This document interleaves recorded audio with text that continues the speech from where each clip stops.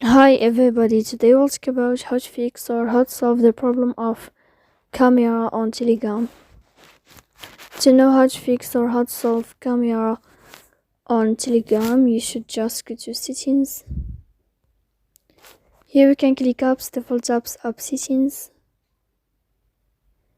Then this page you'll enter to the window or to the app of Telegram app and you can click.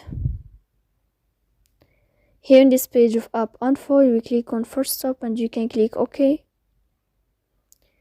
Then you will enter to the window of storage. Here you can click clear cache. Then you can turn off your phone and you can wait a moment to turn on your phone again. So please don't forget to support us by like and subscribe. See you next time in another video and thank you for your attention.